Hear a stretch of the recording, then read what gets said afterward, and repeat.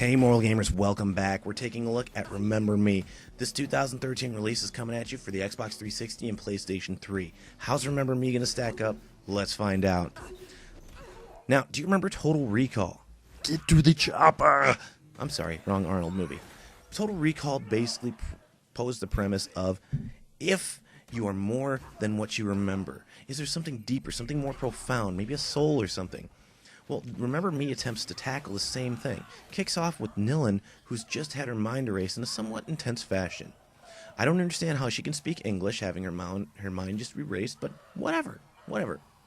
We'll just go with it, guys. Edge appears out of nowhere and starts leading her out so that he can send her after the same corporation that just did this to her. Okay, what is he doing this for? Well, you have to play the game to find out. Basically, the whole story accumulates into Nilin seeking her revenge.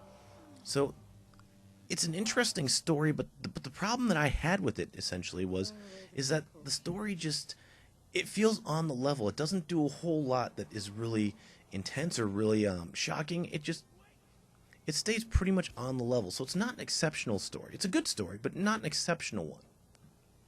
At least not for the premise. So, moving on, let's look at the mechanics of this game. And there's two types of mechanics in this game. The one is going to be Tomb Raider-esque, the other is going to be Final Fight-esque. So, Tomb Raider, you can do a lot of crawling around on buildings and stuff like that.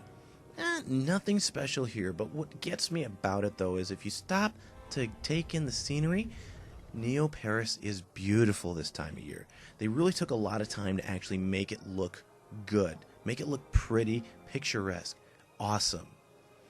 But apart from that, though, you're still doing the Tomb Raider jump from ledge, crawl down, climb up, whatever. The other part of this game is the fighting, and the fighting is, well, it's fighting. You're going to do a lot of square triangle combos and stuff like that to nail out punches and kicks. What's nice, though, is you get to build your own combos, and the reason you want to build them is because there's three different types of moves. You have moves that actually heal you, you have moves that recover your super meters, and then you have moves that will, well, they're just power attacks, and if you land enough power attacks, you get to do a mind overload, which is one-hit takedown to certain enemies. Cool. Building your own is great because you get to choose if you want to go from a punch elbow to a double punch or a punch elbow to an uppercut. Hey, mix and match combos however you like. It's sweet. I like this part. That's innovative. The mechanic that's not used in this game very often is the puzzle of doing memory remixing.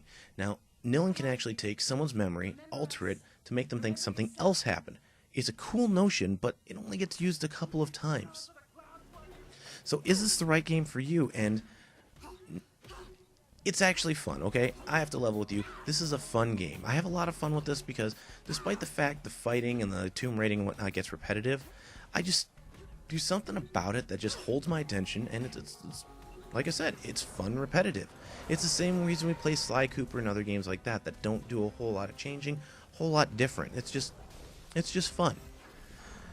So if you like those mechanics, if you have issues with them, hey, you might not want to play it, but if you're okay with it, enjoy. From a moral standpoint, though, this game actually hits a few key points. Number one, there's profanity. There's some scenes where people are really cursing at each other, and it's like one where you're remixing. You had to sit through a woman telling her husband to F off several times. I'm like, that sucks. I don't really want to listen to that. But then, of course, there's the normal fighting, which you might have issues with. The dress is pretty conservative in this one. It's not as bad as some games. The thing that you may deeply have issue with, though, is, of course, the philosophy behind the game of screwing with people's memories and getting them to do things. And in some cases, you screw with the person's memory and they off themselves as a result. So, things like that, if you have issues with that, you may not want your kids to play it. It may not be the right game for you. But nevertheless, this is Remember Me. It's 2013 release, and I enjoyed it. And, hey, have fun gaming.